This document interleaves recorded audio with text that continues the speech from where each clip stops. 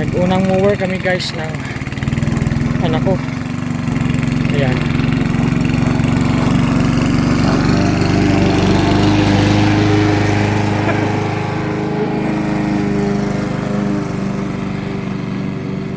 Ayan, grabe. Makapal na kasi. Tapos pagbalik ako sa camp, mahirap na pag balik ako guys sa camp, mataas yung damo, kaya ayan, minover na natin para wala nang problema.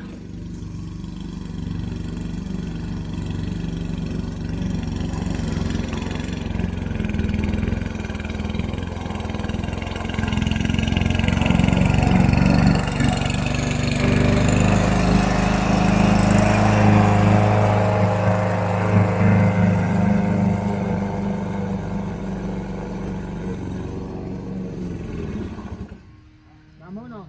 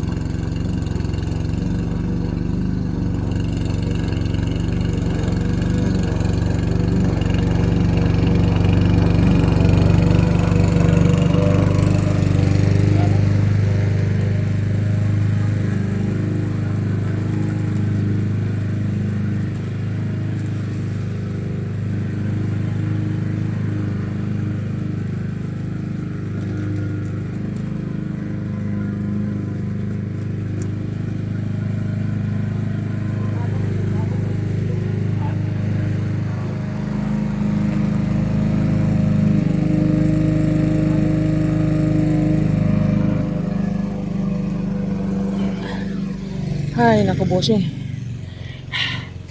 Init, grabe. Grabe init mga bossing.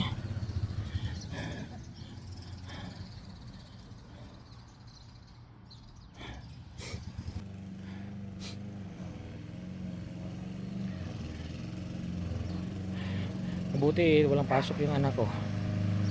Kaya tinulungan niya ako dito guys na mag-mower. Kasi mahirap na pagbalik ko makapal na yung kwan. Yung damo. Mahirap na. Kaya minower na namin agad para sa pagbalik ko ayun, ready na naman siya i-mower.